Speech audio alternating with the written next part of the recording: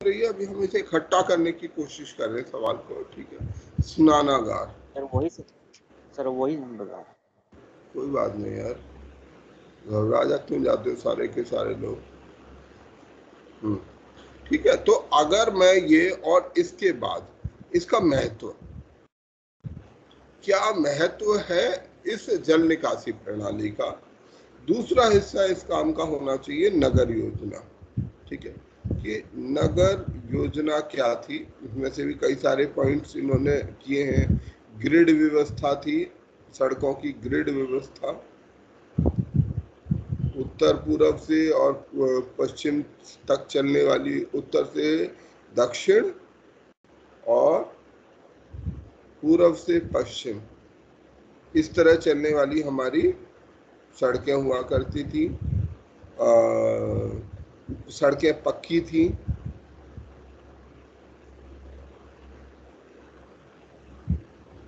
उसके अलावा जो जो ये दुर्ग और नगर में, दुर्ग और नगर जो भी बोलते थे हम हिंदी में, इंग्लिश में सिटाडेल और लोअर टाउन ये यूज करते हैं। कहीं कहीं 3 पार्ट में भी मिलना शुरू होता है। कहाँ कहाँ ये व्यवस्था मिलती है ये आपको जरूर मेंशन करना पड़ेगा।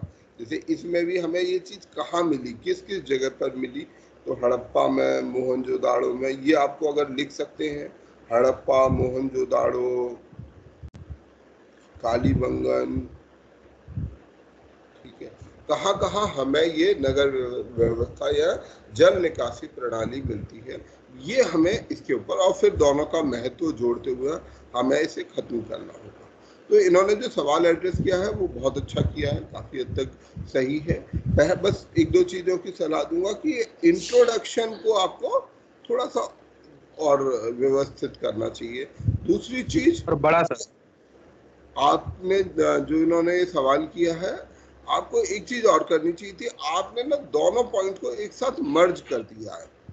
वो ना करके आप, जैसे आप कहीं पर सड़क की बात करते हैं, फिर आप करते हैं वापस नाली की, फिर सड़क की, फिर नगर योजना की, फिर जल निकासी की, ये ना करके हमें एक बार नगर योजना पर बात कर दें, एक बार हम जल निकासी पे बात कर दें, तो ये क्वेश्चन थोड़ा सा और व्यवस्थित हो जाएगा, थोड़ा सी और व्यवस्था हो जाएगी। और आखिर में एक चीज जो यहाँ थोड़ी मुझे कमी लग रही है वो ये है कि आपने महत्व पर कोई बात नहीं करी। आप रिपीट मत करें बहुत ज्यादा बार, बहुत गहराई में ना जाएं, ये सब ध्यान रखें कि हमारे पास वर्ड लिमिट होती है। अभी इसके वर्ड्स को हम काउंट नहीं कर रहे हैं, शब्दों को हम काउंट नहीं कर रहे हैं, पर शब्दों को काउंट किए बिना ये थोड़ा सा बड़ा लगता है। मुझे पता नहीं कि इसकी कितनी शब्द लिमिट है, तो जो अगर ये शब्द लिमिट के अंदर है तो बहुत 600 के अंदर में लिखना है। कोई बात नहीं, 600 के अंदर में होना चाहिए ना। एक थोड़ी सी खराब आदत है सबके अंदर है कि ना, आप एक बेसिक चीज को नहीं समझते, कि ना बीच में इंटरप्ट करना अच्छी चीज नहीं होती है। ये बात बार बार कहनी पड़ती है, फिर भी ये बात हो जाती है। अब लोग अपने आप को इतना कंट्रोल नहीं कर पा रहे। अगर आपने कहा है, आपने अपनी बात रखी है, तो धैर्य रखना चाहिए सुनने का, कि बिल्कुल आपके नुकसान में कोई चीज नहीं कही जाएगी। जो भी कहा जा रहा है फायदे के लिए कहा जा रहा है, तो धैर्य रखें, कोई बात नहीं, वहां तक हम पहुंचेंगे। तो हमें शब्द लिमिट का ध्यान रखना है। अब मैं एग्जामिनर नहीं हूं, मैं आपको पास फेल नहीं करूंगा। ठीक है, मेरा इस तरीके की मैं टिप्पणी, अगर कोई आपके ऊपर टिप्पणी कर रहा है तो उसका मतलब ये नहीं होता कि आपकी कमी निकाल रहा है, आप उसे पर्सनली ले जाएं। दूसरा, इसमें आपको महत्व, अगर आप अपना बेहतर करना चाहते हैं तो थोड़ा धैर्य रखना सीखें सभी लोग। तो इसमें महत्व आपका गायब है। तो आपको इस सवाल को कंक्लूड करना होगा। तो आपको ये करें, आप इस सवाल के लिए कि इसको और सिस्टमैटिक बनाएं, हिस्सों में बांटें, एक बार एक चीज पर, नगर निकासी पर जल निकासी की बात करें, पहले जल निकासी पर कुछ बिंदु लिखें और ये भी याद रखें कि भाई मुझे लगभग कितनी कितनी लाइनें किस किस चीज पर लिखनी चाहिए। जैसे मान लीजिए हमारे को 500 लाइन लिखते हैं आप, ठीक है, और आप जैसे ये लिख रहे हैं 1 2 3 4 5 6 7 8, ठीक है, तो 8 से डिवाइड कर देते हैं, लगभग आपको 60 लाइनें लिखनी है। तो इन 60 लाइनों को आप विभाजित कर लीजिए। इंट्रोडक्शन पर कितनी लाइनें लिखेंगे? 4 5। मेन बॉडी पर कितनी लाइनें लिखेंगे? बॉडी के अंदर भी 2 हिस्से हैं, जल निकासी, नगर व्यवस्था, इस पे कितनी लाइनें लिखेंगे? जल निकासी में लेट से हम 20 लाइन लिखते हैं, नगर व्यवस्था पर भी 20 लाइनें लिखते हैं, 25 लाइन लिखते हैं। फिर इसके बाद इसके महत्व को हाईलाइट करते हुए कंक्लूड कर दें। महत्व और कंक्लूजन आपको एक साथ करें या अलग अलग करें, पर ये बहुत जरूरी है, ये आपको जरूर करना पड़ेगा कि इससे हमें क्या आइडिया लगता है। तो आपका जो आंसर है उसमें लगभग सभी चीजें आ जाती हैं। और जैसे अभी जो आपने सवाल किया है, उस सवाल के अंदर भी काफी सारे पॉइंट्स आ गए, पर जो 1 2 चीजें मिसिंग है, अगर उनको कर दे तो ये हमारे को फुल मार्क्स का एक आंसर बन जाएगा। तो हम लोग इस तरह से अगर नियमित रूप से प्रैक्टिस करें, नियमित रूप से फोकस करें, अपने आप के अपने सवाल को, क्वेश्चन को अरेंज जरूर करना सीखें कि कैसे अरेंज करना है। छोटी छोटी गलतियों को, भाषा की गलतियों को करेक्ट करें। भाषा में थोड़ी थोड़ी सी मामूली ग्रामेटिकल गलतियां हैं, जिनको अगर आप सही कर लेंगे तो वो और अच्छा आपका आंसर बन जाएगा। जैसे यहाँ पर है 4 दीवारी की बाहरी भाग, ठीक है, हिंदी में ये करेक्ट हिंदी नहीं है। 4 दीवारी का बाहरी भाग पक्की ईंटों से, जबकि आंतरिक भाग कच्ची ईंटों से बनी होती है। ये गलत है, बना होता है। जहाँ तक मेरी से ये समझ है, 4 दीवारी जो होती है, बाउंड्री वॉल, वो नहीं होती, पुरुष वाली उसमें जाती है, तो वो बना होता है, 4 दीवारी बना होता है, पुलिंग होती है। पुलिंग होती है, ठीक है। तो आप इसको एक बार चेक कर लीजिएगा, पर ये ग्रामेटिकली सही नहीं है, ठीक है। तो ऐसी कुछ चीज़ों को करेंगे तो आपका ये सवाल और आपका जो एफर्ट है वो बहुत अच्छा है। Keep it up. आपने जिस तरह से प्रयास किया, इसको आपको निरंतर और निखारना है। निखारना बहुत जरूरी है कि हमारा प्रयास, सवाल का अरेंजमेंट हमारे दिमाग में क्लियर रहे। आप जब भी सवाल करें, मैं आपको यही पॉइंट सबसे पहले बता रहा था, जब भी सवाल लिखना शुरू करें, सवाल के लिए जो कुल टाइम है, मान लीजिए आपके पास आपको 10 मिनट में एक सवाल करना है, 12 मिनट में आपको एक सवाल करना है, तो 12 मिनट के सारे टाइम आपको लिखने के लिए नहीं देना है। आपको पहला 1 या 2 मिनट सोचने के लिए रखिए। पहले सवाल को फ्रेम कर लीजिए, आंसर को अपने फ्रेम कर लीजिए। फ्रेमिंग बहुत जरूरी होती है सवाल की। फ्रेम कर लीजिए कि आप क्या क्या इस सवाल में उत्तर में बताने वाले हैं। जो सारी चीजें आप बताने वाले हैं, पहले उनको एक जगह पर रफ लिख लीजिए कि मैं ये लिखूंगा, ये लिखूंगा, ये लिखूंगा, ये लिखूंगा। लिखते लिखते अगर कोई चीज और आए, पर कॉन्टिन्यूटी का ध्यान रखिएगा। पेपर के अरेंजमेंट को भी ध्यान रखिएगा। पेपर का अरेंजमेंट बहुत ज़रूरी होता है कि हम पेपर का क्वेश्चन का अरेंजमेंट, अगर हम सोच के नहीं कर रहे हैं तो हमारे या तो कुछ पॉइंट छूट जाएंगे या पॉइंट्स का अरेंजमेंट ठीक नहीं होगा। तो फ्रेमिंग हमेशा ध्यान रखिए कि क्या मेरे सवाल में इंट्रोडक्शन आ रहा है, क्या मेरे सवाल का बॉडी ठीक लाइन पे चल रहा है, क्या मैं सही तरह से कंक्लूजन कर पा रहा हूँ। कंक्लूजन बहुत महत्व है कि ये जो नगर व्यवस्था है, जल निकासी प्रणाली है, वो हड़प्पा सभ्यता की जो उत्कृष्टता है उसका घोतक है। उसको बताती है कि किस तरीके की ये महान सभ्यता थी जो भारत में मौजूद थी, जो उस समय की समकालीन सभ्यताओं से बेहतर या कम से कम उनके समदर्शी थी, एक बराबर प्लेटफॉर्म पर उनको रखती थी। तो ये हमारा जो है क्वेश्चन, अगर हम इस तरह से लिखेंगे तो वो हमारे क्वेश्चन को बहुत बेहतर बना देगा, ठीक है। और ये इसी तरह से आप लोग भी प्रयास करें, बाकी लोग भी प्रयास करें। डेली के 5 क्वेश्चंस का भी नियम बना लें कि हम रोज जो है 5 क्वेश्चन, अभी हम मॉडर्न इंडिया पढ़ रहे हैं, मॉडर्न इंडिया से 5 क्वेश्चन लिख लें। तो ऐसे करते करते आपकी जो लेखन शैली है वो बहुत बेहतर हो जाएगी आफ्टर सम टाइम। चलो अब हम अपने मॉडर्न इंडिया पर वापस आ जाते हैं।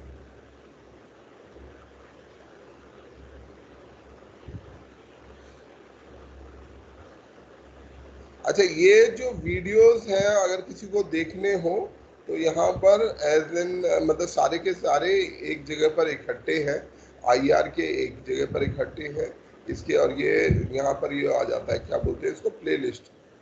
ये प्ले लिस्ट है डेट वाइज, अगर किसी को कुछ देखना हो तो थोड़े समय बाद ही अपडेट हो जाएंगे। अगर आपको कभी देखना हो तो यूज कर सकते हो। ठीक है, पुराने जितने भी वीडियोस हैं उसमें कोई एडिटिंग नहीं है, वो रॉ फॉर्मेट में है। तो कभी कभी अगर कोई बाहरी स्टूडेंट देखेगा तो उसे समझ नहीं आएंगे। इसी तरह से आईआर के भी आपको नोट्स मिल जाएंगे। अच्छा, अब हम अपने लेसन पर, लेसन नंबर 5 हमने कर लिया था। ये सर एक सवाल था। पूछो भैया।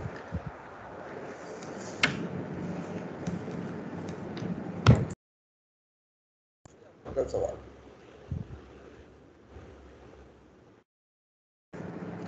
सर आपने होमवर्क किया था। क्या चीज? सर आपने होमवर्क दिया था। आपकी आवाज क्लियर नहीं है। प्रेजेंटेशन सब टॉपिक दिए हैं। प्रेजेंटेशन के लिए। अच्छा, कौन करेगा प्रेजेंट? ठीक है, करिए प्रेजेंट। कौन कौन नाम थे? चंद्रा, श्याम, श्यामवेद। साक्षी, कौन कौन था जरा नाम बताएं और शुरू करें, फिर फटाफट करें। Hello sir. जी सर इसमें सर सैफ, मेरा भी था सर। Yes sir. हाँ, श्याम, यस चंद्रा सर। और साक्षी। साक्षी आप थे, मुझे नाम याद नहीं आ रहा। Yes sir. मेरी आवाज क्लियर है? हाँ, क्लियर है। तो सबसे पहले हम सैफ से शुरू करेंगे। Yes sir. ठीक है, करो स्क्रीन। मैं आपको स्क्रीन शेयर करने के राइट्स दे रहा हूँ। आपने कुछ प्रेजेंटेशन बनाई है? सर ऐसे सर बनाए हार्ड हार्ड कॉपी में सर, उसको मुंह से बोल देंगे। अच्छा चलो बोलो। टाइम लाइन सर ध्यान रखना, आप लोगों के पास 15 मिनट है चारों के पास। सर या सर सर अंतर्राष्ट्रीय महिला मतलब मताधिकार जो गठबंधन सर, उसके अनुसार सर 1904 में बर्लिन जर्मनी में स्थापित का गठन किया गया। इसने महिलाओं के समान नागरिक अधिकारों के लिए भी काम किया। 1881 में आइल ऑफ मैन ने संपत्ति का मतलब स्वामित्व रखने वाली महिलाओं को सर वोट देने का अधिकार 1893 में न्यूजीलैंड ने ब्रिटिश कॉलोनी में महिलाओं को वोट देने का अधिकार दिया। साउथ ऑस्ट्रेलिया की कॉलोनी ने 1894 में ऐसा किया, वोट देने का अधिकार दिया। साउथ ऑस्ट्रेलिया की कॉलोनी ने 1894 में ऐसा ही किया था। महिलाएं अगले चुनाव में मतदान कर सकी, जो 1895 में हुई थी। साउथ ऑस्ट्रेलिया ने भी पुरुषों के साथ महिलाओं को चुनाव के लिए खड़े होने की अनुमति दी। 1899 में वेस्टर्न ऑस्ट्रेलिया ने पूर्ण महिला मताधिकार अधिनियमित किया, जिसे 31 जुलाई 1900 के संवैधानिक जनमत संग्रह में मतदान करने और 1901 राज्य और संघीय चुनाव में महिलाएं भाग ले सकी। भारत शासन अधिनियम 1919 द्वारा भारत में पहली बार महिलाओं को वोट देने का अधिकार मिला। लेकिन सर इसके बारे में जो हमने यहाँ पर खोजा, जितना भी थी किया, लेकिन सर 1919 नहीं, 1947 में ही भारत में सर हमारे जब हम लोग आजाद, उसी वक्त महिलाओं को मतलब ये वोट देने का अधिकार मिल गया था सर।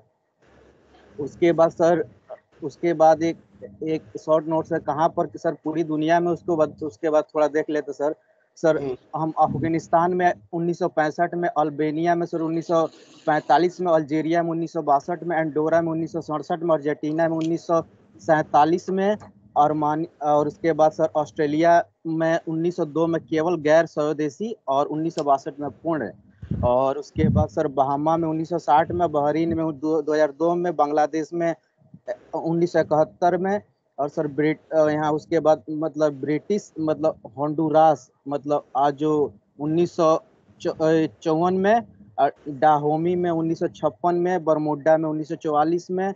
सबका कुछ बताओ, ऐसे जरूरी नहीं। देखो ध्यान ये रखो, जब भी हमें अपना पॉइंट कहना है तो मुख्य देश पर हम चलते हैं, ठीक है। अगले ऑथर से सुनते हैं, लेट्स से साक्षी। चंद्रा प्रभा को भी शायद बोलना था। सर चंद्रा प्रभा नहीं है सर, चंद्रा स्प्रिया है। अच्छा सॉरी चंद्रा, मैं आपका नाम गलत बोल रहा हूँ। तो आपके बाद मैं Chandra, you will be last, ठीक है। साक्षी को बोलने देते हैं, then Shyam, then will go back to Chandra, ठीक है। तो ये सिस्टम। साक्षी आप कंटिन्यू करिएगा, और कुछ बड़े देशों पर और खाली फैक्चुअल नॉलेज से आगे बढ़कर कंटेक्चुअल नॉलेज पर भी हम डिस्कस करेंगे, ठीक है। साक्षी आप बताएं। क्योंकि सर फर्स्टली यहाँ पे औरतों में सर पहले से यूएस में सेनेका फॉल्स कन्वेंशन हुई थी, जिसमें वुमेन एक्टिविटीज ने पब्लिकली पिटिशन किया था कि उन्हें social, civil, political and religious right है। हम ये कह सकते हैं यहाँ से औरतों में एक आया कि हमें हमारे पॉलिटिकल राइट्स चाहिए, रिगार्डिंग द वोट हमें भी वोटिंग राइट चाहिए। तो इन्होंने एक पब्लिकली पिटिशन फाइल किया था। जो फर्स्ट कंट्री थी सर 1848 में Seneca Falls convention in the US. Okay ठीक है। और 1948 नहीं सॉरी 1848 सर। 1848 ओके ठीक है, पेरिस में, ठीक है। नहीं सर यूएस में, यूनाइटेड स्टेट्स में, यूएसए में, ओके सर। और फिर जो फर्स्ट कंट्री थी जिसने ग्रांट किया वुमेन्स को वोटिंग के लिए, वो सब वो न्यूजीलैंड थी। और हमारे यूएस में 19th अमेंडमेंट हुआ था 1920 में, उसके थ्रू ओनली वाइट वुमेन्स को ग्रांट किया गया था वोटिंग राइट्स के लिए। ब्लैक वुमेन, चाइनीज वुमेन और जो अदर वुमेन्स थी उनको वोटिंग राइट्स नहीं थे। तो पहले सिर्फ वाइट वुमेन्स को ही राइट था वोट करने के लिए। ठीक है, वेरी करेक्ट, बहुत अच्छा। अच्छा, इसके महत्व पर भी आप एक दो लाइन बताएं, बोले सभी लोग कि भाई इसका महत्व क्या है। Hello sir. 1965 में यूएस में अमेंडमेंट हुए थे जिसके थ्रू रेशियल डिस्क्रिमिनेशन हटा दिया गया था वोटिंग में, जिसके थ्रू ब्लैक वुमेन्स और चाइनीज और अदर वो रेशियल लोग मतलब वोट कर सकते थे। ठीक, वेरी गुड। Hello sir. मैंने कुछ और सब फैक्ट्स सर इसमें एक पॉइंट ऐड करना था सर इसमें। उनको कंप्लीट कर लेते हो, एक बार कंप्लीट कर लेते हैं फिर। सर मैंने कुछ और फैक्ट्स नोट किए वोटिंग से रिलेटेड। उसमें मतलब मेन और वुमेन दोनों मतलब इंक्लूड होते हैं। मैं क्या बोल दूं? हाँ बोलो। सर कुछ कंट्रीज जो थी सर वो जैसे हमारे यहाँ voting rights race, gender, social class और वेल्थ में डिवाइडेड थी, लेकिन कुछ कंट्रीज ऐसी भी थी जो इलिटरेट पीपल को अलाउ ही नहीं करती थी कि आप वोट कर सको, सिर्फ वो इलिटरेट लोगों को करती थी, जैसे कि कनाडा, चिली, पेरू, बोलीविया और ब्राजील में।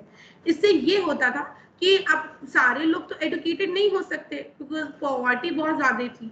तो इसीलिए कुछ जैसे हमारी कंट्री में वोटिंग एज जो है 18 है, लेकिन ऑस्ट्रेलिया, अर्जेंटीना, ब्राजील में वोटिंग एज 16 है, और लेबनान और ओमान में तो 21 है वोटिंग एज।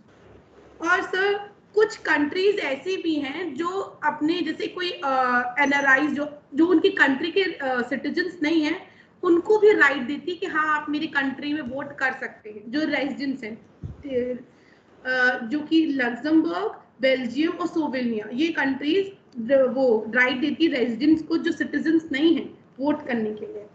मालदीव्स में voting rights only is given to the Muslim women और मालदीव्स में। और फिर कुछ कंट्रीज है जहाँ पे कंपलसरी वोटिंग है, जैसे कि बेल्जियम है। अभी तक 22 कंट्रीज में कंपलसरी वोटिंग है, लेकिन इसमें से सिर्फ 11 इनफोर्स है, जिसमें कि नॉर्थ कोरिया है, वहाँ पे कंपलसरी है आपको देना, क्योंकि वहाँ पे एक ही लीडर होता है। बेल्जियम में भी था लेकिन उसको हटा दिया गया बाद में, और स्विट्जरलैंड में भी था लेकिन उसको बाद में हटा दिया था। बहुत ही बढ़िया, ठीक है। अच्छा, आप कोई कुछ? Hello sir. हाँ बोलिए सर आप। एक पॉइंट इसमें ऐड करना था सर, इसमें एक पॉइंट ऐड करना था सर। एक पूछे थे जो कहाँ पर जो वुमेन है सर, उसको मतलब उनको वोट करने का अधिकार नहीं था सर। पहले ये राइट सऊदी अरबिया के पास था सर। उसमें सऊदी अरबिया में 2015 में सर वहाँ पे एक अमेंडमेंट 2011 में, उसके उसके बाद फाइनली 2015 में सऊदी अरबिया में वुमेन को जो है वोटिंग का अधिकार मिल गया। फाइनली सर नेपाल ऐसा कंट्री है जहाँ अभी वीमेन को मतलब वहाँ वोटिंग का अधिकार जो है अभी सर नहीं है। मतलब वहाँ वुमेन वोटिंग नहीं कर सकती है, केवल मेल्स वोट कर सकते हैं सर। नेपाल में? सर ये साउथ अरेबिया था, Saudi Arabia not, south Arabia था। साउथ अरबिया में हो गया, उनको मिल गया, वहाँ वुमेन वोटिंग करती है। और यहाँ भी अभी उन्होंने एक स्टेटमेंट भी जारी किया जो वहाँ पे अब वहाँ के कैबिनेट में महिलाएं भी भाग ले सकेंगी। और नेपाल में अभी सर नहीं है। ठीक है श्याम, इट्स योर टर्न, आप शुरू करिए। आप जो भी मताधिकार के बारे में और महिला मताधिकार के बारे में जो भी आप बात रखना चाहें, आप जो इन्फॉर्मेशन ऑलरेडी शेयर्ड है उसके अलावा भी अगर कुछ रखना चाहें तो वो रखिएगा। यस सर, क्योंकि हमारे साथी लोग पहले ही सब कुछ बता दिए हैं, तो मैं मुख्य पॉइंट पे आऊँगा।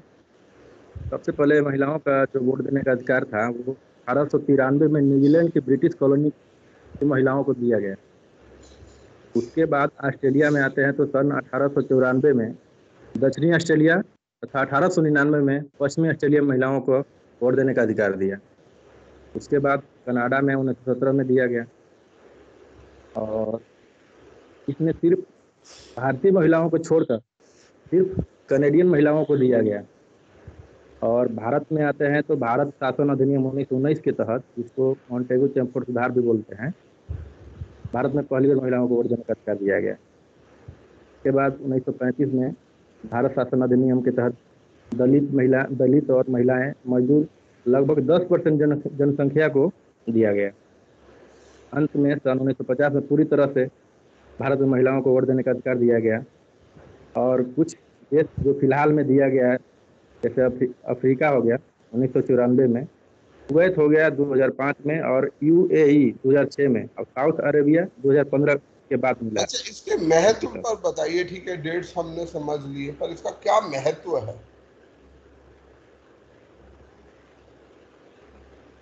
सर इससे हमें ये पता चलता है कि मतलब आज भी हमारे कुछ ऐसे कंट्री हैं जहां मतलब वोट देने का अधिकार महिलाओं के प्रति मतलब बहुत लेट से किया गया। Very good. मतलब हमारे लिए सीखने की क्या चीज है इसमें? कोई सीखने का पॉइंट है इस पूरे हिस्टोरिकल डिस्कशन में? अगर हम कर रहे हैं तो हम सीख क्या सकते हैं? जैसे मैं पहले दिन से बोल रहा हूँ, इतिहास एक डेड सब्जेक्ट नहीं है, इट्स वेरी लाइव सब्जेक्ट जिसे हमें सीखना है। तो हम क्या सीखें, क्या जाने इससे? सीखने वाली सर बात यही है कि हमें समान अधिकार सबको देना चाहिए। महिलाओं को भी उतना ही हक है जितना पुरुषों का है। तो कहीं ना कहीं हम तो बहुत साल पहले से ही महिलाओं पे जो शोषण हो रहा है और उनको इस चीज से वंचित किया जा रहा है, वो चीज आगे नहीं होना चाहिए। ठीक, बिल्कुल। अगर मैं इसे ये कहूँ कि भाई जो विकास में, जैसे आप देख रहे हैं न्यूजीलैंड आपने बोला, ऑस्ट्रेलिया, कनाडा, यूएसए ने वाइट वुमेन को दिया, ठीक है, तो कहीं ना कहीं एक चीज और दिखाई देती है कि ये से जैसे जैसे ये डेमोक्रेटिक राइट्स हैं जिसने अपने लोगों को दिए हैं, अधिकार दिए हैं अपनी जनसंख्या को, अपने जो लोग रह रहे हैं, वैसे वैसे वो देश का विकास क्रम तेज हुआ। ये सभी देश अगर देखें तो वो देश हैं जो विकसित हैं। तो जिन्होंने पहले अधिकार दिए हैं, यानी अधिकार देना, अपने वंचित तबकों को अधिकार देना, उस देश के विकास प्रक्रिया में महत्वपूर्ण भूमिका निभाता है। अगर मैं इससे ये कंक्लूजन ड्रॉ करूं, ये निष्कर्ष निकालूं, तो मैं क्या सही हूं या गलत हूं? Yes sir.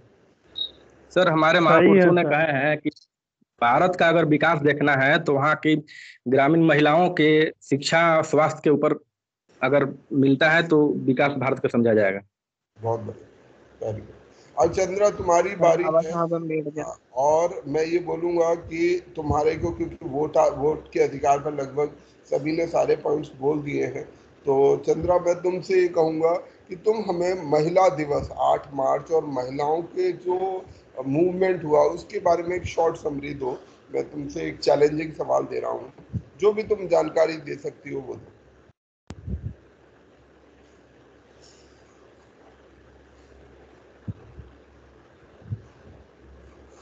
Sir international women's day के बारे में तो नहीं पता है ज्यादा। ओके। लेकिन सर वुमेन का मूवमेंट जो हुआ था यहाँ इंडिया में उसके बारे में कुछ बोलना चाहते हैं। In the British era, the voting rights was opined to only few on the basis of religion, community, and profession. The patriarchal society that give women the voting rights would cause the neglect of husband and children. At the beginning, even Mahatma Gandhi did not take any initiative with the demand of granting voting rights to women.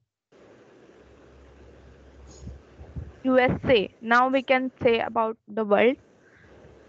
USA has its women rights to vote on June 4th, 1919.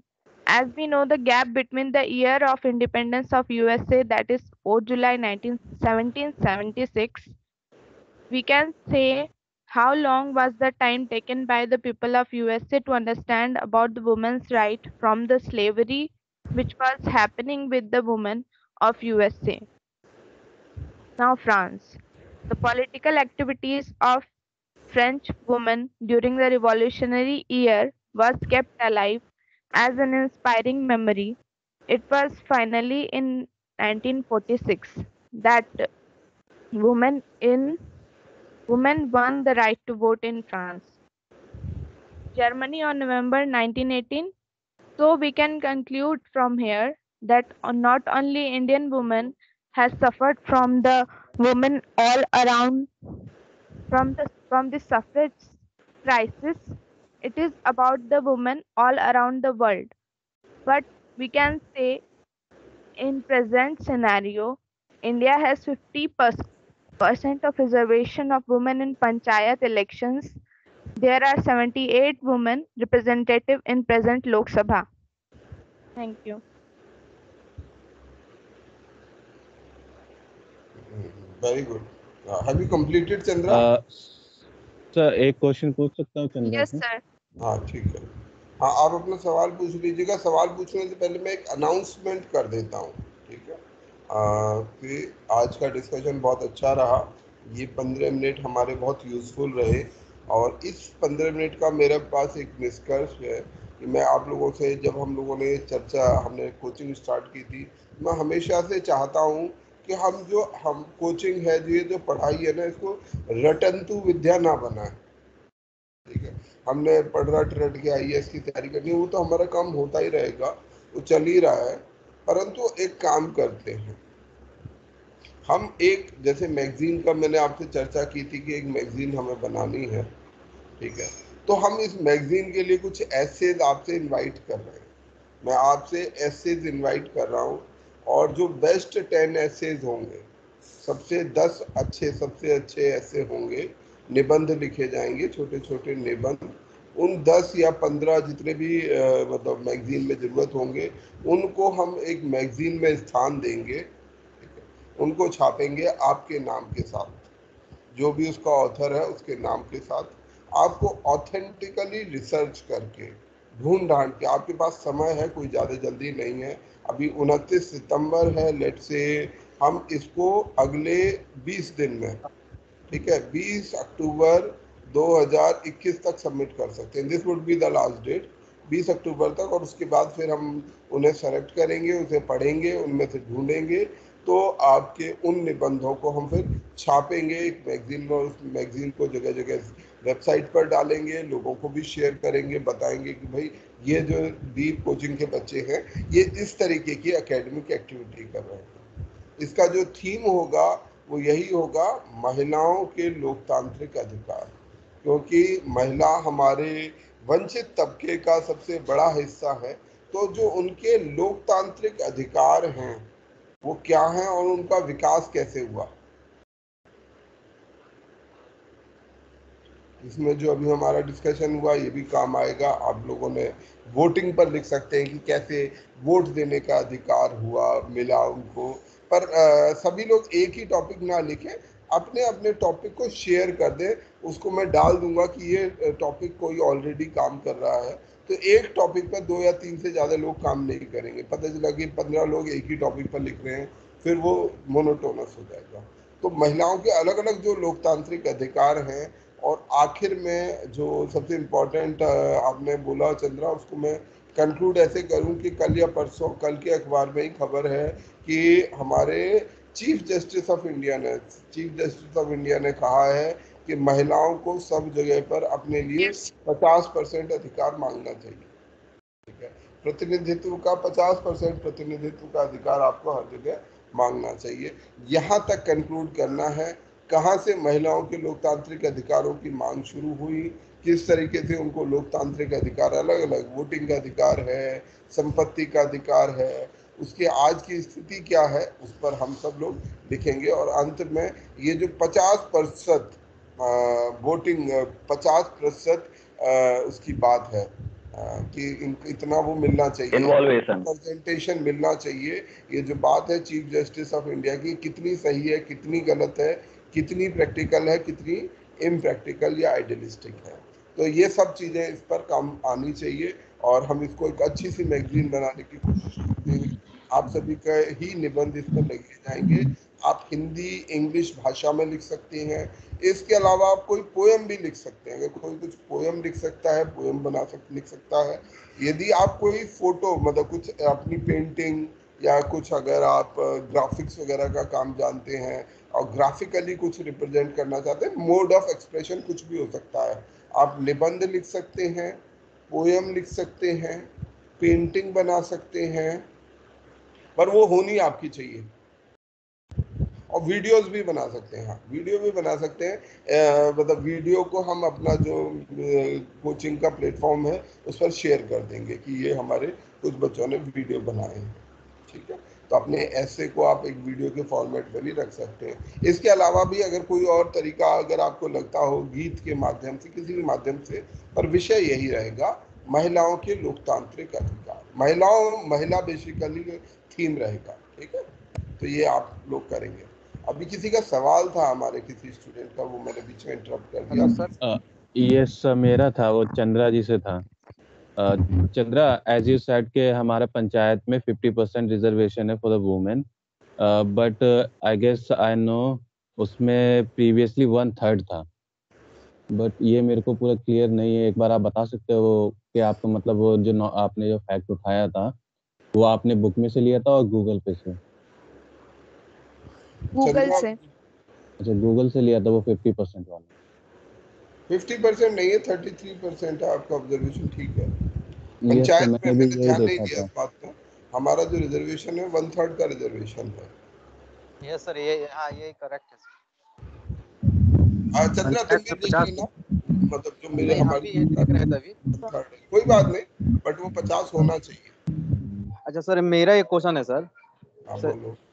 Sir मतलब आखिर अंग्रेज हमारे भारत की जो women है उनको मतलब ये वोटिंग अधिकार क्यों नहीं देना चाहते? ये सवाल आप ही एड्रेस करें तो अच्छा रहेगा। आप लोगों के ऊपर ही दे रहा हूँ कि क्यों हमने नहीं दिए अधिकार, क्यों महिलाओं को ये अधिकार नहीं दिए गए और क्यों दिए जाने चाहिए, और देंगे तो क्या फायदा होगा। ठीक है, तो आप इस पर लिखिए। आप सभी लोग इस पर शोध करिए, रिसर्च करिए। ठीक है, कोचिंग को डेड कोचिंग मत बनाइए। लर्निंग को एक एक्टिविटी बेस्ड बनाते हैं और इसमें हमें बहुत कुछ सीखने को मिलेगा। और ये एक कोई ये भी टॉपिक ले सकते हैं कि भारत में जो महिलाओं के अधिकारों का किस तरीके से, चाहे वो शिक्षा का अधिकार है वो कैसे विकसित हुआ, संपत्ति का अधिकार कैसे विकसित हुआ, ये अलग अलग टॉपिक हो सकते हैं इस पर। जो शिक्षा का अधिकार है, संपत्ति का अधिकार है, घर से बाहर निकलने का अधिकार है, मोनोगेमी का अधिकार जो है। ठीक है, जो पहले बहुविवाह 1947 तक भारत में बड़े स्तर पर बहुविवाह का कंसेप्ट था, तो वो अधिकार, ये सब अधिकार कैसे जो है मिले, कैसे विकसित हुए और इन्हें क्यों विकसित होना चाहिए, इनका क्या महत्व है। चलो अभी टॉपिक पर आ जाते हैं वापस, और सभी लोग इसमें पार्टिसिपेट करेंगे। एक सवाल है, अगर एक होगा तो मेरी तरफ से छोटा मोटा कुछ कैश प्राइज भी रहेगा 2-3 लोगों को, बड़ा नहीं होगा, कुछ 3 लोगों को मैं अगर अच्छी एंट्रीज को आई विल लाइक टू मतलब जस्ट फाइनेंशियली, मतलब क्योंकि वैसे हमारे देश में मतलब पैसे वाली चीज का महत्व होता है, तो इसलिए मेरी तरफ से जो टॉप एंट्री रहेगी, जो बेस्ट एंट्री रहेगी, उसको 1000 रुपये का इनाम रहेगा, और जो बाकी 2 एंट्रीज रहेंगी उनको 500-500 रुपये का इनाम, मतलब फर्स्ट सेकंड थर्ड को ये इनाम मेरी तरफ से रहेगा। ठीक है सर, एक सवाल है। पूछो जी। सर, निष्कर्ष लिखना हर सवाल में जरूरी है? निष्कर्ष? हाँ, निष्कर्ष जरूरी है, कंक्लूजन बहुत जरूरी है। सवाल कंप्लीट तभी होता है ना, तब आपकी अंडरस्टैंडिंग पता चलती कि आप क्या सोचते हैं, तो निष्कर्ष लिखना सभी सवाल? हाँ, सभी सवालों में कुछ एक सवाल, मतलब अगर किसी ने केवल एक फैक्चुअल रिपोर्ट पूछी हो कि भाई मुझे केवल फैक्चुअल रिपोर्ट चाहिए, जो कि आपसे यूपीएससी में कभी नहीं पूछी जाती, ये हो सकता है जिसमें आपसे आपका ओपिनियन पूछा ही ना गया हो कि भाई आप जैसे न्यूज पेपर वाला जो होता है उसका काम ये क्या होता है कि आप जाओ और वहां से मुझे एक फैक्चुअल रिपोर्ट दो। फैक्चुअल रिपोर्ट मतलब क्या क्या हुआ बस ये बता दो, आपको निष्कर्ष निकालने की कोई जरूरत नहीं है। तो ऐसे में आदमी बताया जाता है, पर अन्यथा जो हम जिस तरह सवाल करते हैं, टिप्पणी देना अपने आप नहीं कंक्लूड करना है, आपको अपनी नजर जरूर देनी है उसमें। ठीक है, ओके। और निष्कर्ष छोटा होना चाहिए, बहुत प्रेसिंग नहीं होना चाहिए। आप अपना ओपिनियन ही डिस्कस मत करते रहिए कि भाई आपने सवाल किया और सवाल में आपने 60 लाइनें लिखी, 60 में से 30 लाइन अपने मन की लिखे जा रहे हो, वो नहीं है ये। ठीक है, आपका जो कंक्लूजन होता है पूरी कहानी को कहते हुए लास्ट में 8 से 10 लाइन, मैक्सिमम 8 लाइन 7 लाइन ही बहुत है, ज्यादा इम्पोजिंग मत बनिए, क्योंकि हम उसके ऑथेंटिक ऑथर्स नहीं है। हम ये क्लेम नहीं कर सकते कि नहीं जी हम सब कुछ जानते हैं इस विषय में। वो लोग थोड़ा सा ज्यादा बड़ा कंक्लूजन दे सकते हैं, हम लोग मामूली लोग हैं, हम लोग मामूली मतलब लर्नर्स हैं, तो लर्नर्स को बहुत बड़े कंक्लूजन्स नहीं देने चाहिए। हेडिंग तो नहीं डालना होगा सर कि निष्कर्ष का हेडिंग डाल के तो फिर निष्कर्ष लिखना होगा? नहीं, कोई जरूरत। अगर डालना चाहें तो आप किसी सवाल को लेते समय अगर आपको लगता है तो अगर उसे जैसे इंट्रोडक्शन लिख सकते हैं, नहीं भी लिख सकते, कोई जरूरी नहीं है इंट्रोडक्शन, फिर क्योंकि उसमें क्या है आपको और सोचना पड़ेगा और टाइम नहीं होता आपके पास ना। जैसे अगर आपको मान लो प्रॉपर ऐसे लिखना है और आपके पास सफिशिएंट टाइम है, इट्स गुड कि आप उसकी एक हेडिंग बना दो, हर एक चीज की, बॉडी की भी हेडिंग बना दो, जिससे कि पढ़ने वाले को अब पता रहेगा कि ये क्या बताएगा। कि पहले इंट्रोडक्शन, तो उसे पता है कि आप क्या इंट्रोडक्शन जरूरी नहीं कि आप इंट्रोडक्शन लिखो, कुछ और भी लिख सकते हो।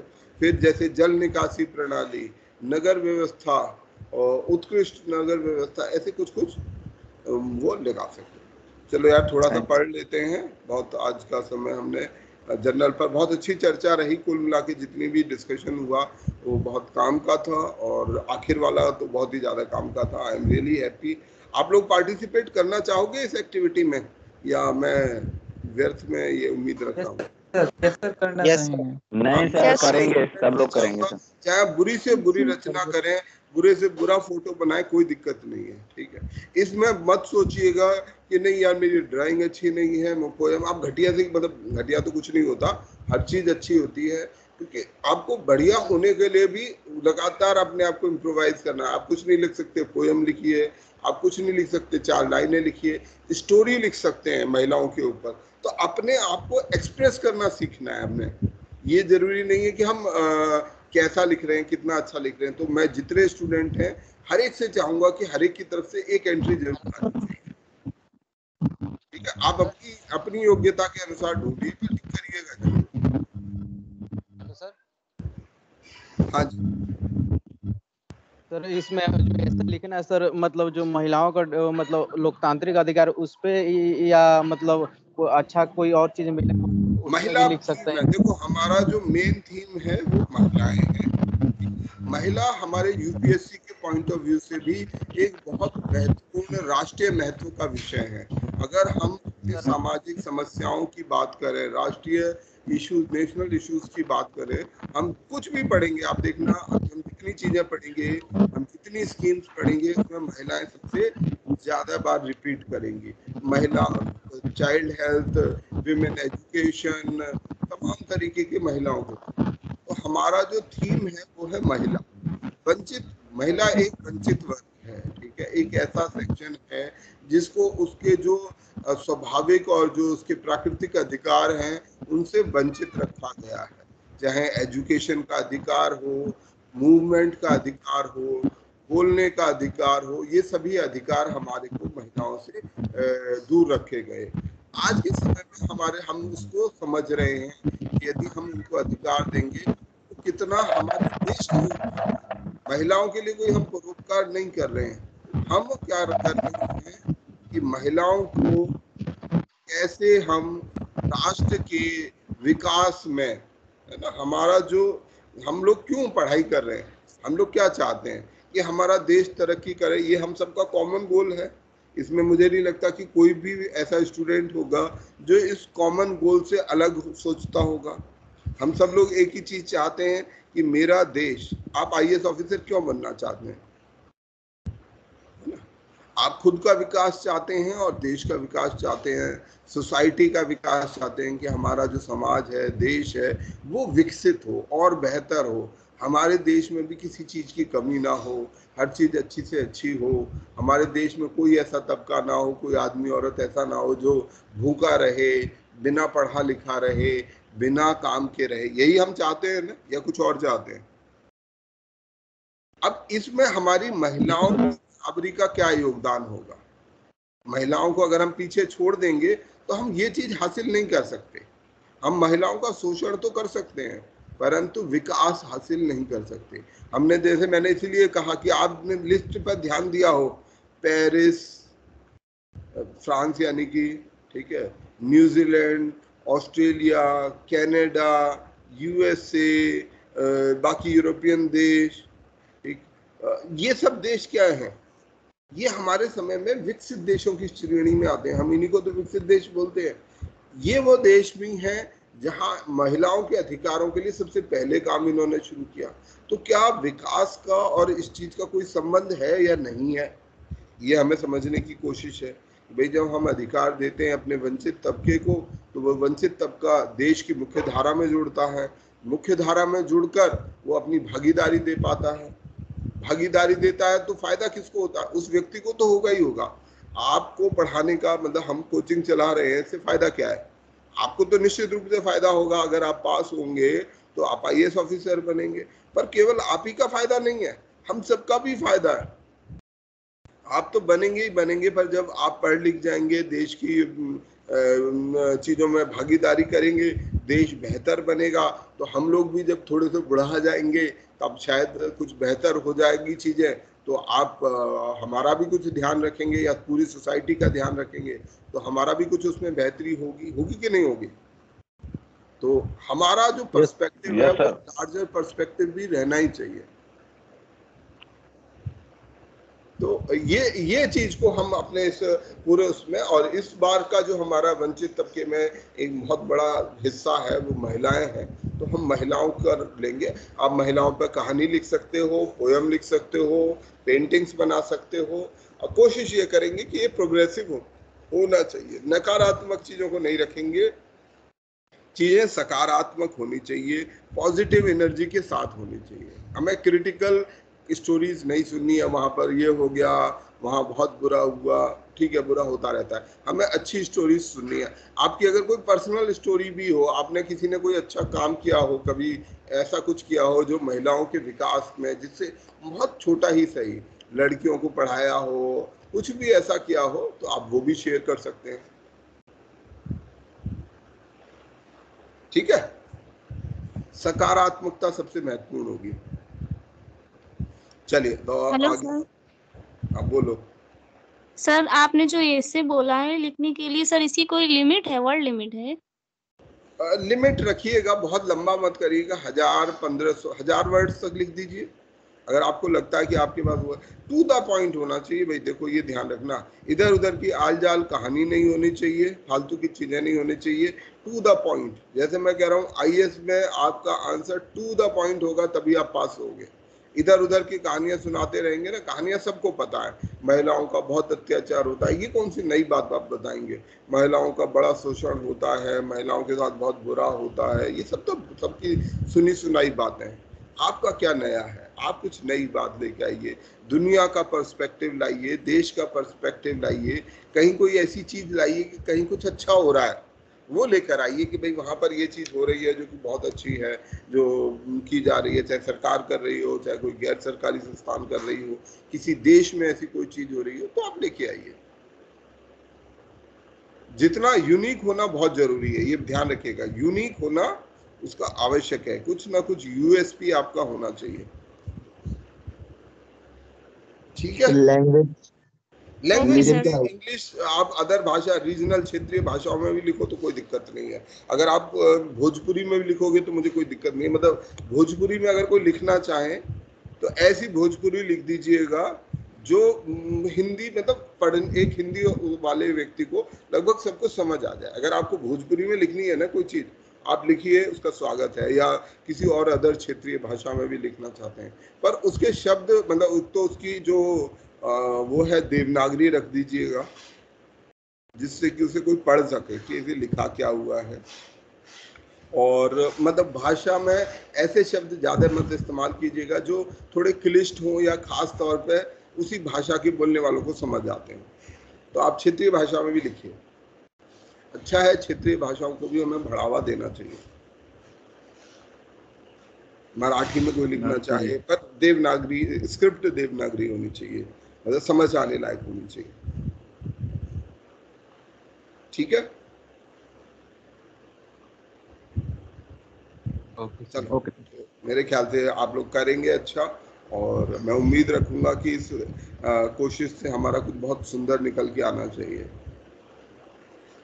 और जितनी लड़कियां हैं, लड़कियां तो सारी लिख के देंगी ही देंगी, एक भी गर्ल मतलब सारी सबको ही देना है। गर्ल्स स्टूडेंट से मुझे ज़्यादा एक्सपेक्टेशन है कि वो हमें कुछ अच्छा लिख कर देंगे।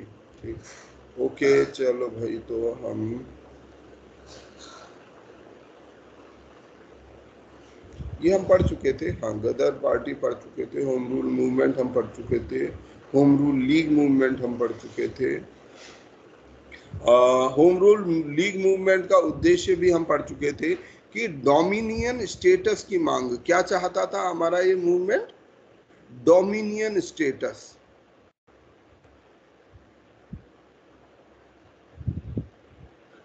डोमिनियन स्टेटस का मतलब है कि क्या हुआ डोमिनियन स्टेटस का मतलब?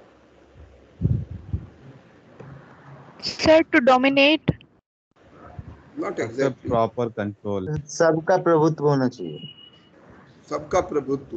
ओके, अब मतलब डोमिनियन स्टेटस एक तरीके का कॉम्प्रोमाइज स्टेटस है, अगर मैं कहूँ बीच का रास्ता है। ठीक है, हमारे एक तरफ ब्रिटिश सुपर पावर है, उस समय ब्रिटेन एक सुपर पावर था, बहुत बड़ी शक्ति था, दूसरी तरफ आयरलैंड, इंडिया, ऐसे छोटे छोटे देश थे। इसमें ऑस्ट्रेलिया, साउथ अफ्रीका को भी जोड़ सकते हैं, कनाडा को भी जोड़ सकते हैं।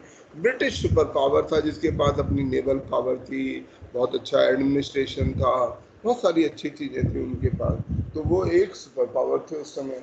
अब उनसे जो है हमारा लड़ना, सैन्य तरीके से लड़ना संभव नहीं था। जो भी गुलाम देश थे उनके लिए मुमकिन नहीं था कि वो उन्हें हरा सकें। दूसरी तरफ ब्रिटिश चाहे कितनी भी बड़ी सुपर शक्ति थे, पर ब्रिटिश के पास भी ये कंट्रोल नहीं था कि वो इन गुलाम देशों को बिना उनके गुलामों की सहमति के बिना, अगर किसी भी देश, कोई भी तबका यदि अपना एकजुट होकर, इकट्ठा होकर विरोध करने लगे तो बड़ी से बड़ी महाशक्ति के लिए भी उसे काबू करना संभव नहीं होगा। हम संभव चीजों को, हम कंट्रोल चीजों को तभी कर पाते हैं रेगुलेट, जब लोग अपने आप को कंट्रोल होने दे रहे होते हैं। मेरी बात से सहमत है आप लोग? यदि हम अगर मान लीजिए किसी भी जगह पर गुलाम हैं मान लीजिए हमारा देश गुलाम था, 30 करोड़ लोग गुलाम थे भारत में, और 3 लाख लोग अंग्रेज थे। मान लो 30 लाख भी होते, 3 करोड़ भी होते, परंतु यदि वो गुलाम ये तय कर लें कि नहीं भाई हमें गुलाम नहीं रहना है, और हम चाहे कुछ भी हो जाए, मरेंगे, मर जाएंगे, मार देंगे, पर हमें गुलाम नहीं रहना, अगर वो ये अप्रोच रख लें, तो क्या गुलाम बनाए रखना संभव है? No sir. No sir. कभी भी ये संभव नहीं है। अगर लोग वहां के इकट्ठे हो जाए और ये कह दें कि चाहे उनके पास कुछ भी ना हो, लाठी डंडे से भी आप पिल पड़िए, अगर मान लीजिए एक सिपाही खड़ा हुआ है और 100 लोग खड़े हुए हैं और उसके पास बढ़िया से बढ़िया फायर आर्म भी है, तब भी वो लाठी डंडे से भी लेके अगर उसके ऊपर टूट पड़ेंगे तो वो बचा नहीं पाएगा अपने आप को, क्योंकि वो एक आध गोली तो चला सकता है, एक आध दो मर जाएंगे, उनमें से 2-4 मर जाएंगे, 10 मर जाएंगे, पर 90 उसका सर फोड़ देंगे, ये बात पक्की तय है। तो जो सुपर पावर्स होती हैं, और उसमें उनका लॉस भी है कि उनको कंट्रोल करने के लिए बहुत कुछ खर्चा करना पड़ेगा। तो जो ब्रिटिश सुपर पावर थी वो भी ये बात को समझती थी कि भाई यहाँ के नागरिकों के लिए, नागरिकों पर काबू करने के लिए नागरिकों की भागीदारी बहुत जरूरी है। तो डोमिनियन स्टेटस एक तरीके का कॉम्प्रोमाइज है। एक तरफ लोग चाह रहे हैं कि हमें आजादी मिलनी चाहिए, और ब्रिटेन आजादी देगा नहीं, ये भी बात पक्की है। तो हमने ये कहा कि ठीक है, आप हमें पूर्ण आजादी मत दो, ऑटोनॉमी दे दो। हम जो है, आप जो है, हम उसके साथ लड़ रहे हैं, बाहर किस देश के साथ लड़ रहे हैं, बाहर से हमारी जो सुरक्षा है, डिफेंस है, वो कौन देख रहा है, रक्षा मंत्रालय कौन देख रहा है, टेलीकम्युनिकेशन मंत्रालय कौन देख रहा है, एक्सटर्नल अफेयर हमारा कौन देख रहा है, हमें इससे ज़्यादा इंटरेस्टेड नहीं है। हमें अपने लोकल ऑटोनॉमस सब्जेक्ट, एक आदमी, आम आदमी अपनी किन चीज़ों से चिंतित है? एक गुलाम को इससे फर्क नहीं पड़ता कि जो है उसको यूएन सिक्योरिटी काउंसिल में मेंबरशिप मिलेगी नहीं मिलेगी। हम में से कोई एक आम आदमी इस बात से प्रभावित होता है कि हम भारत का भी यूएन सिक्योरिटी काउंसिल में हम उसके सदस्य हैं या नहीं हैं, या हम उसके इस समय पे चेयर कर रहे हैं, इस बात से आम आदमी को कोई फर्क नहीं पड़ता। आम आदमी को किस चीज़ से फर्क पड़ता है? हेल्थ से, कि भैया मेरा स्वास्थ्य कैसा है, डेंगू फैल रहा है। एजुकेशन से, कि मुझे जो है शिक्षा मिल रही है या नहीं मिल रही। एम्प्लॉयमेंट से, कि यार मेरी नौकरी नहीं लग रही, मेरी नौकरी लगवा दो। एग्रीकल्चर से, पैसे से। बेसिक आम आदमी जो होता है, एक नॉर्मल आदमी के लिए, वो अपनी इन रोजमर्रा की चीज़ों में इन्वॉल्व होता है। तो वो ये चाहता है कि भाई मुझे आप डिफेंस कैसे देख रहे हो, एक्सटर्नल अफेयर कौन देख रहा है, मुझे इससे मतलब नहीं है, आप मुझे हेल्थ दे दो, एजुकेशन दे दो, एम्प्लॉयमेंट दे दो, एग्रीकल्चर दे दो, मुझे ये चीज़ें दे दो। तो डोमिनियन स्टेटस इसी के बीच का एक रास्ता है, पूर्ण आज़ादी के बीच का और पूर्ण गुलामी के बीच का। इसमें यह है कि ठीक है, आप जो ये लोकल सब्जेक्ट हैं, लोकल इश्यूज हैं, ठीक है, और ब्रिटेन को भी इसमें कोई खास इंटरेस्ट नहीं होगा कि हम क्या करेंगे, अगर इनकी एजुकेशन जैसे मन आए वैसे करें, पढ़ें चाहे ना पढ़ें, अपना रोजगार कैसे करें, या एग्रीकल्चर ये कैसे चलाते हैं, हमें काहे के लिए इस चक्कर में पड़ना है, हमें तो पूरी दुनिया पर राज करना है। तो जो बड़ा जमींदार है वो छोटी छोटी चीज़ों में वैसे भी इंटरेस्ट नहीं लेना चाहेगा, तो वो लोकल इशू में नहीं पड़े। तो एक प्रकार की ऑटोनॉमी, संप्रभुता, एक प्रकार की लिमिटेड ऑटोनॉमी हम देने के लिए तैयार हैं। तो ये ब्रिटेन से रिक्वेस्ट थी। जैसे आयरलैंड, कनाडा, ऑस्ट्रेलिया, ये सब भी, जो न्यूजीलैंड, ये सब भी हमारे ब्रिटेन की कॉलोनीज थे। पर इन कॉलोनीज ने ब्रिटेन से ये कहा, क्योंकि यहाँ पर ज़्यादातर लोग यूरोपियन मूल के ही थे, तो इन लोगों ने कहा कि हमें जो है, आप बाकी चीज़ों को अपने पास रखो, हमें पर जो लोकल इश्यूज हैं खुद हैंडल करने दो। उन्होंने एक्सेप्ट किया और उनको डोमिनियन स्टेटस दिया था। मतलब अभी भी वो कनाडा, ऑस्ट्रेलिया, ये ब्रिटिश साम्राज्य के अधीन थे, परंतु अपने लोकल चीज़ों के लिए वो खुद के लिए जिम्मेदार थे। तो यही डोमिनियन स्टेटस आयरलैंड मांगता था। ऐसा ही फिर भारत ने मांगना शुरू किया कि भाई हमें जो है इस प्रकार का एक डोमिनियन स्टेटस, जैसा आपने ऑस्ट्रेलिया को दे रखा है, साउथ अफ्रीका को दे रखा है, न्यूजीलैंड का दे रखा है, ऐसे ही हमें भी दिया जाए। तो यही होम रूल लीग की मांग थी।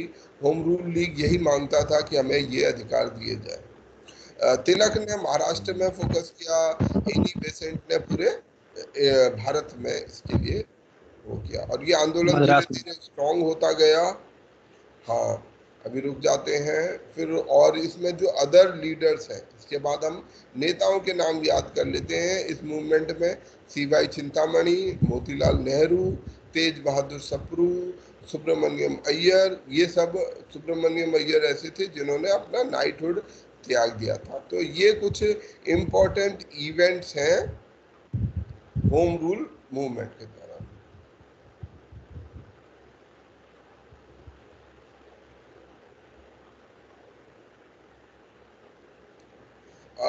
ये एक मॉन्टेग्यू की एक स्टेटमेंट है कि बेसिकली मतलब इनके जितने ज़्यादा वो किए जाए, इनको जितना ज़्यादा अलग अलग करने की कोशिश की जाए, ये उतना ज़्यादा फैलते जाते हैं। इसका मॉन्टेग्यू ने शिव के साथ कोरोलरी किया था, कोरोलरी दिया, जैसे उनकी शिव की पत्नी को आप जितना बांट देंगे तो उसकी उतनी ज़्यादा वाइफ बन जाएंगी। ऐसा ही एक पैरेलल इसी कॉन्टेक्स्ट में होम रूल मूवमेंट के स्प्रेड के दौरान, क्योंकि ये अपने समय में एक महत्वपूर्ण मूवमेंट, एक महत्वपूर्ण जन आंदोलन बन गया था। बाद में ये जो होम रूल मूवमेंट है ये कमज़ोर पड़ गया जब एनी बेसेंट को छोड़ दिया गया। ब्रिटेन में नए सेक्रेटरी ऑफ स्टेट आ गए थे एडमिनिस्ट्रेशन में, अगस्त डिक्लेरेशन किया गया। गांधी जी ने कांग्रेस का में अपनी इम्पोर्टेंट भूमिका निभानी शुरू कर दी थी, चंपारण सत्याग्रह शुरू हो गया था, और उसके बाद नई तरीके की एक विचारधारा भारत में जन्म ले रही थी। तिलक भारत में थे नहीं, तो ये कुछ कारण थे जिसके कारण से ये होम रूल मूवमेंट धीरे धीरे कमजोर होकर खत्म हो गया। अगस्त डिक्लेरेशन इसके बाद हुई, ये हमने शायद पढ़ लिया था, मैं रिपोर्ट अभी ध्यान आ रहा है। इसके बाद हमने लखनऊ पैक्ट भी शायद पढ़ लिया था कि लखनऊ पैक्ट में क्या क्या चीज़ें हुई थी। हाँ, ये सब हम पढ़ चुके हैं, सॉरी मैं वापस रिपीट करने में लगा हूँ। हाँ, यहाँ से हमें गांधी जी का जो आंदोलन है यहाँ से पढ़ना है। तो गांधी जी के बारे में हम सब लोग जानते हैं, ठीक है, उसको रिपीट करने की बहुत ज़रूरत नहीं है। गांधी जी भारत में 1915 में लौट के आए साउथ अफ्रीका से। कितनी तारीख को आए थे? 9 जनवरी 1915 और एनआई डे इस मनाया दिन को जाता क्या मनाया जाता है, क्या बोलते हैं हम इस दिन को? प्रवासी भारतीय दिवस। मतलब प्रवासी का मतलब क्या होता है? बाहर में प्रवास। प्रवास, ठीक है, जो लंबे समय दूसरे जगह से रहकर आता है या दूसरी जगह रहता है, उस व्यक्ति को हम प्रवासी बोलते हैं, ठीक है। जैसे आप एक जगह के मूल निवासी हो, फिर प्रवास कर लिया, वहां से दूसरी जगह कहीं शिफ्ट हो गए, तो ऐसे व्यक्ति को, ऐसे चिड़िया भी होती हैं प्रवासी बर्ड्स, है ना, जो एक जगह से दूसरी जगह जाती हैं, सीजन टू सीजन उड़ती रहती हैं, तो वो प्रवासी बर्ड्स होते हैं। ऐसे ही लोग भी प्रवास के लिए इधर से उधर जाते हैं, और प्रवास करना चाहिए, करना चाहिए नहीं करना चाहिए? माइग्रेशन इज अ गुड और bad thing?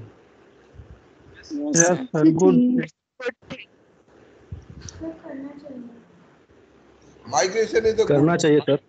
Migration is a good thing.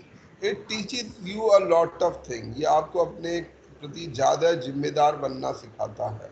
अगर आप अपने एक ही जगह पर अटके रहते हैं तो आप वहाँ के कंफर्ट जोन में फंसे रहते हैं, पर जब आप अपने घर से बाहर निकलते हैं, मुश्किलात आपको आती हैं, पर जब आप मुश्किलात का सामना करते हैं तो आप कुछ बहुत कुछ सीखते हैं, आपको कुछ बहुत कुछ नया पता चलता है कि अच्छा दुनिया ऐसी भी है, अच्छा ऐसा भी होता है, ये भी है, अच्छा ये भी मौका है, मौके भी दिखाई देते हैं नए नए। तो माइग्रेशन हर एक को, एज अ स्टूडेंट मैं यही कहूँगा कि सबको ओपन टू माइग्रेशन रहना चाहिए। In fact one should always migrate, one should always change, वो आपको बहुत मदद करेगा। तो ऐसे ही हमारे गांधी जी थे जो लंबे समय तक बाहर रहे, इंग्लैंड में अपनी एजुकेशन पर पूरी की, फिर साउथ अफ्रीका रहे, साउथ अफ्रीका में अपनी प्रैक्टिस की, फिर वहाँ पर एक जन आंदोलन भी खड़ा किया। तो ये गांधी जी की कहानी थी। गांधी जी 9 जनवरी 1915 को भारत में लौट के आए, और जब वो भारत में लौट के आए तो सबसे पहला काम उन्होंने क्या किया। गांधी जी का जन्म कब हुआ था? 2 अक्टूबर 1869। 1869। आने ही वाला है, 3 दिन बाद है गांधी जी का जन्म दिवस। ठीक है, तो 69 में उनका जन्म हुआ था। तो अब कितने साल के हो गए? 15 और 31 46 साल के। मतलब कि गांधी जी भारत में 46 साल की उम्र में, 45 साल की उम्र में भारत लौट कर आए थे, और उसमें 45-46 साल बड़ी उम्र थी। पर आने के बाद गांधी जी ने सबसे पहला काम क्या किया कि वो सबसे पहले उन्होंने सोचा कि मैं भारत को पूरी तरीके से देखूं और भारत को घूमूं। उस समय ट्रैवलिंग इतना कॉमन नहीं हुआ करता था, लोग इतना ज़्यादा ट्रैवल नहीं करते थे। तो गांधी ने सबसे पहला प्लान यही किया कि मैं पहले भारत के दर्शन करना चाहता हूँ, भारत को जानना चाहता हूँ। उसके बाद 1916 में उन्होंने साबरमती आश्रम अहमदाबाद में अपना एक परमानेंट ठिकाना बनाया, साबरमती आश्रम में अहमदाबाद में।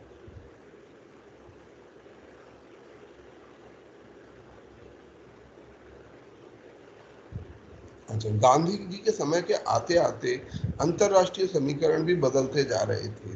पहला विश्व युद्ध खत्म होने की तरफ जा रहा था, है ना, चल रहा था और खत्म हो रहा था। इस विश्व युद्ध ने जो ब्रिटिश हैं या यूरोपियन हैं, उनका ट्रू कैरेक्टर बाहर एक्सपोज कर दिया। क्या कैरेक्टर एक्सपोज किया? कि जो उनका वाइट मैन, हाँ, जो उन्होंने एक थ्योरी दे रखी थी, जो लोगों को एक चीज समझाने की कोशिश कर रखी थी कि जो है हम पूरी दुनिया का भला करने के लिए आपको गुलाम बना रहे हैं, मतलब आपको गुलाम भी बना रहे हैं और आपको ये भी समझा रहे हैं कि इसमें आप ही का फायदा है, हमारा फायदा नहीं है, हमें तो इससे परेशानी होती है, हम तो आपके फायदे के लिए आपको आपका शोषण कर रहे हैं। तो ये कहानी उन्होंने समझाई थी, और इस कहानी को वाइट मैन बर्डन बोला जाता है कि भैया वाइट मैन बहुत समझदार है, ये मेरी जिम्मेदारी है कि मैं आपका उत्थान करूं। परंतु जो वर्ल्ड वॉर 1 था उसने इस कहानी को पूरी तरीके से एक्सपोज कर दिया। क्यों एक्सपोज हो गया? क्योंकि ये वर्ल्ड वॉर 1 क्यों हो रहा था, पहला विश्व युद्ध क्यों हुआ था?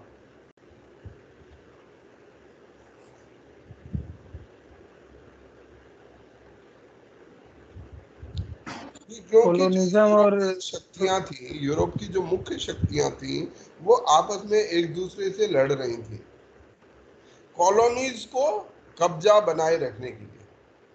तो यूरोपियन पावर्स, मतलब एक तरफ तो आप ये बोल रहे हो कि हम आपके फायदे के लिए लड़ रहे हैं, अरे आपस में फायदे के लिए लड़ रहे हो, मतलब फायदे के लिए आप हमारे यहाँ आए हो, तो आपस में लड़ क्यों रहे हो? अगर ब्रिटिश ने हमारा उद्धार किया या फ्रेंच ने उद्धार किया या जर्मनी ने उद्धार किया, उससे फर्क क्या पड़ता है? उद्धार तो कोई कर ही रहा है ना।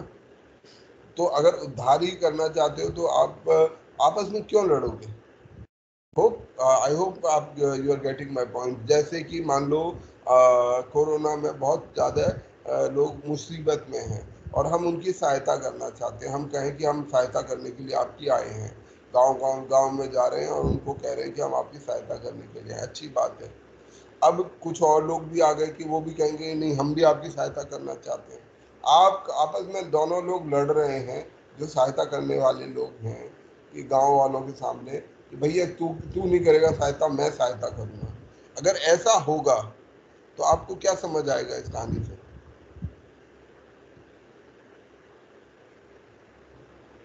इससे कुछ सीखने को मिलेगा अगर आपके, है ना, वो एक हेल्प नहीं कर रहे हैं, सर इससे उनका कुछ अपना लाभ होगा। हो रही है कि आप हमारी हेल्प करने मतलब नहीं आ वो रहे अपना हैं, बेनिफिट आपका ऑब्जेक्टिव कुछ और है, आप कुछ ना कुछ अपने मकसद से आए हो। अगर आपको मदद करनी है तो आप कुछ करोगे, जो भी आप करना चाहते हो वो करोगे और जाओगे। ठीक है, वो करना चाहता है वो भी कर देगा, कर लेने दो, उससे क्या परेशानी है। परंतु ये वर्ल्ड वॉर 1 ने ये दिखा दिया कि भैया आपका ऑब्जेक्टिव कोई वाइट मैन बर्डन नहीं है, बल्कि आपने पर्सनल इंपीरियलिस्टिक कॉलोनियलिस्टिक जो साम्राज्यवादी और पूंजीवादी उद्देश्य है उनको पूरा करना है। ठीक है, तो एक इससे ये चीज घोषित हो गई। दूसरी चीज ये आ गई इस समय पर कि जो रूस की क्रांति थी, रूस की क्रांति, मैं आपको बार बार बोलता हूँ कि रूस की क्रांति दुनिया में एक बहुत ही बड़ा दो क्रांति सबसे बड़ी महत्वपूर्ण क्रांति है, फ्रांस की क्रांति और रूस की क्रांति। ये दो क्रांतियां हैं जिन्होंने दुनिया के बनने में बहुत बड़ी भूमिका निभाई। हम में से ज़्यादातर लोगों को इनकी जानकारी भी नहीं होती है, जब तक हम स्कूल कॉलेज भी कर जाते हैं हमें पता नहीं होता, परंतु ये हमारी दुनिया की सबसे बड़ी क्रांतियां हुई हैं। रूस की क्रांति ने राजशाही जो मोनार्की हुआ करती थी उसका खात्मा कर दिया।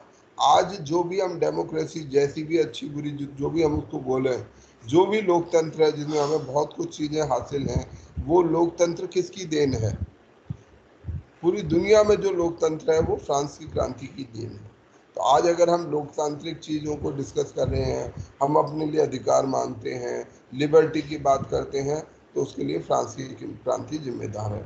और दूसरी बहुत महत्वपूर्ण चीज क्या है? रूस की क्रांति। रूस की क्रांति ने हमें क्या दिया है? सोशलिज्म, समाजवाद। इसका क्या मतलब हुआ?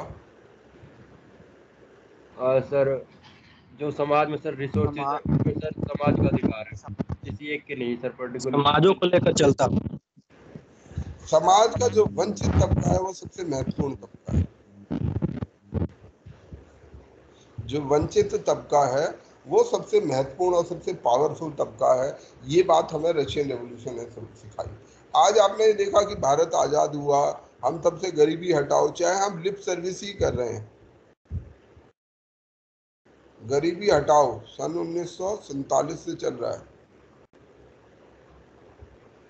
क्यों चल रहा है? आज कभी भी कोई भी बात होती है तो चाहे कोई कुछ करता नहीं है, ये एक दूसरी बात है, परंतु ये बात भी है कि कोई भी भाषण होगा, कोई भी चीज होगी, तो महिलाओं के अधिकार, गरीबों के अधिकार, किसानों के अधिकार, दलितों के अधिकार, पिछड़ों के अधिकार, आदिवासियों के अधिकार, इनके अलावा कोई बात नहीं होती है। होती है? नहीं होती है, ठीक है। परंतु हमेशा से ऐसा नहीं था। कम से कम मंचों पर खड़े होकर तो ये बड़ी बड़ी बातें कही ही जाती हैं। कोई करता नहीं है वो दूसरी बात हो सकती है, परंतु मंच पर खड़े होकर हम सब लोग ये बात करते हैं। तो ये चीज क्यों हो पाई? इसका कारण है रूस की क्रांति। ये रूस की क्रांति ने ये चीज लोगों को समझा दी कि भैया कि ये एक प्रकार की वैचारिक क्रांति भी है, जिसने एक विचार को बदल दिया कि हमारे समाज में सबसे बड़ा तबका क्या है। हमारे सबसे समाज में जो किसान है, जो मजदूर है, जो वंचित तबका है, वो सबसे ताकतवर तबका है। और यहीं से समाजवाद का उदय हुआ। इसने ये कहा कि हमें अपने रिसोर्सेज को, अपने जितने भी संसाधन हैं उसको सबके लिए खर्च करना है, और विशेष रूप से वंचित तबके के लिए संसाधन को खर्च करना है। तो रूस की क्रांति ने हमारे जो दुनिया में ये बहुत महत्वपूर्ण बदलाव, ये तो दो महत्वपूर्ण बदलाव हमारे दुनिया में आए फ्रांस और रूस की क्रांति के साथ। इसके अलावा जो विश्व युद्ध हुआ उसने बैकग्राउंड आवाज आ रहा है। सेफ बार बार अपना माइक ऑन कर रहा है। बंद कर। अच्छा, ये युद्ध ने भारत के अंदर में जो अनएम्प्लॉयमेंट की दर है वो बहुत ज्यादा बढ़ा दी। किसान थे,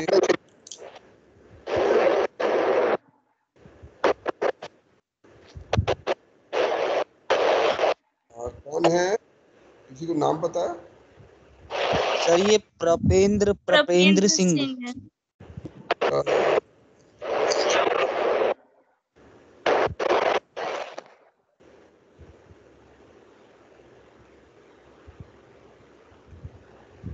सर ऊपर में ही कर दिया। ध्यान रखा कीजिए, देखिए समय का आप लोग भी ध्यान रखिए, ठीक है। कोचिंग में अभी ये रहता है क्योंकि थोड़ा सा हम ओपन रहते हैं तो बहुत सारे अननोन लोग और अनवांटेड लोग भी एंटर कर जाते हैं। तो हम अपने वापस आ जाते हैं। ऑलमोस्ट वैसे टाइम भी हो चुका है। अच्छा, इसके बाद ये टॉपिक को ख़त्म कर लेते हैं, यहाँ तक तो ख़त्म कर ही देते हैं। तो भारत में इस समय पर बेरोजगारी बहुत थी, किसानों के ऊपर बहुत ज़्यादा लगान थे, जो मजदूर वर्ग था उसको बहुत ज़्यादा महंगी कीमत पे वस्तुएं खरीदनी पड़ रही थी। तो ये सब कुछ चीज़ें थी जिनका गांधी जी की सोच पर भी बहुत गहरा असर पड़ा। ये जो रूस की क्रांति है इसका भी उनके सोच पर असर पड़ा।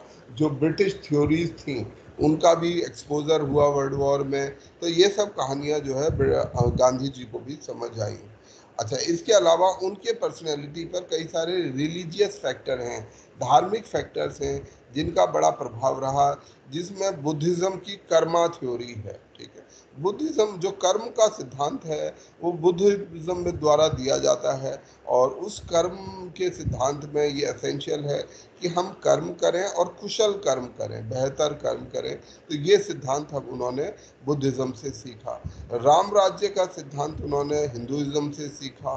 अहिंसा का सिद्धांत जो उन्होंने लिया वो जैन टीचिंग से लिया। जो गांधी जी की अहिंसा है वो जैन अहिंसा है, बुद्धिस्ट अहिंसा नहीं है, क्योंकि बुद्धिज्म में अहिंसा बहुत अलग है। तो जो उनकी अहिंसा है वो जैन अहिंसा है।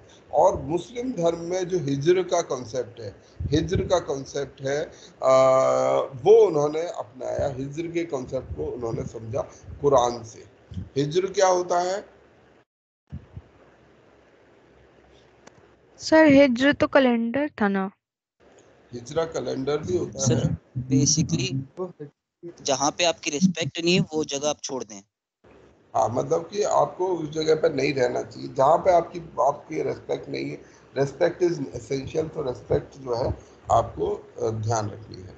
इसके अलावा रिलीजियस फैक्टर के अलावा बहुत सारे पर्सनैलिटीज़ थे जिनका उन पर प्रभाव पड़ा, जैसे लियो टॉल्स्टॉय, हेनरी डेविड थॉरियो। ठीक है, जिस इन थॉरियो के आइडियाज से ही उन्होंने कन्वर्ट किया अपने लिए जो सिविल डिसोबीडियंस का आइडिया है, नागरिक सविनय अवज्ञा का जो आंदोलन कंसेप्ट है, उन्होंने थोरियो से, हेनरी डेविड थोरियो से लिया। इसके अलावा गोपाल कृष्ण गोखले उनके पॉलिटिकल मेंटर थे। उनके जो पॉलिटिकल मेंटर थे वो जी के गोखले थे, याद रखिएगा। इसके अलावा उन्होंने ट्रस्टीशिप का कॉन्सेप्ट लिया, ट्रस्टीशिप के कॉन्सेप्ट को प्रोपोगेट किया। जैसे जो रशियन या समाजवादी सिद्धांत है वहाँ पर ये सिद्धांत थोड़ा सा कॉन्ट्राडिक्ट करता है, पर गांधी जी का सिद्धांत ये था कि जो पैसे वाले लोग हैं जिनके पास संपत्ति है उनको ये समझना चाहिए, ये मानना चाहिए कि उनको एक प्रकार की जिम्मेदारी है। एक ट्रस्टी हैं वो मालिक नहीं है बल्कि उस संपत्ति के ट्रस्टी हैं, और ये ट्रस्टी उन्हें लार्जर बेनिफिट के लिए भगवान द्वारा या जो भी सुप्रीम शक्तियां हैं उनके द्वारा दी गई है। तो ये ट्रस्टीशिप का कॉन्सेप्ट उनका था कि हमारे जो वेल ऑफ लोग हैं जिनके पास संपत्ति है, ये उनकी जिम्मेदारी है कि उसे लोगों तक ले जाए। अच्छा, इसके अलावा सर्वोदय में वो विश्वास रखते थे। सबका उदय मतलब सबका विकास वाला जो कॉन्सेप्ट है वो गांधी जी उसमें विश्वास रखते हैं कि सबका उदय होना चाहिए, और ये इसी के आधार पर उन्होंने बाद में जो है विनोबा भावे ने भूदान आंदोलन और ग्रामदान आंदोलन, हम बाद में पढ़ेंगे भूदान और ग्रामदान आंदोलन को। इसके अलावा वो सेल्फ गवर्नेंस के बड़े स्ट्रॉन्ग बिलीवर्स थे। सेल्फ गवर्नेंस मतलब जो लोकल गवर्नेंस है, सेल्फ रूल है, कि हमारा जो शासन है वो जो पंचायत का शासन है, म्यूनिसिपैलिटी का, मतलब कि स्वशासन क्षेत्रीय लेवल पर भी, राज्य के स्तर पर, जिला के स्तर पर, गांव के स्तर पर स्वशासन होना चाहिए। हर गांव अपनी प्राथमिकताओं को खुद तय करे, ये उनका विश्वास था। फिर कॉटेज इंडस्ट्रीज में सेंट्रलाइजेशन के वो खिलाफ थे। कॉटेज इंडस्ट्रीज में उनका विश्वास था। कुटीर उद्योग में, पंचायती राज्य में उनका विश्वास था। और ये कुछ ऐसे मुद्दे हैं जिसमें उनकी और जवाहरलाल नेहरू की नीति, और विशेष रूप से इंडस्ट्रियलाइजेशन, ठीक है, इंडस्ट्रियलाइजेशन के नेहरू औद्योगिकरण के पक्ष में थे और गांधी जी पंचायती राज और कुटीर उद्योग के पक्ष में थे। तो ये उनकी कुछ विचारधारा थी।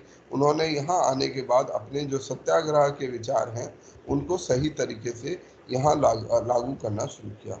कल हम यहीं से पढ़ेंगे सत्याग्रह फिलॉसफी ऑफ गांधी जी, तो यहाँ से हम कल आगे बढ़ेंगे। ठीक है, आज की क्लास को यहीं समाप्त करते हैं। और एक बार फिर से मैं रिमाइंड कराऊंगा आप सभी को, आप सभी लोग अगर आप लोग अभी अपने पेपर में बिजी हैं तो 10 तारीख के बाद शुरू कर सकते हैं, और जो लोग बिजी ना हो वो अभी से अपना जो हमने एक असाइनमेंट और एक बड़ा काम लिया है अपने ऊपर शोध करने का, वो शुरू कर दें ताकि हम 20 तारीख तक उसको खत्म कर सकें। अपना जो भी चुना हुआ विषय है वो मुझे कम्युनिकेट कर दें, मैं एक ब्लॉग बना दूंगा, उसमें आप एंटर कर दीजिएगा कि हमारा विषय ये रहेगा। ठीक है, चलिए, तो आप सभी का बहुत बहुत धन्यवाद। आज की क्लास हम यही समाप्त करते हैं। Thank you so much. Thank you sir.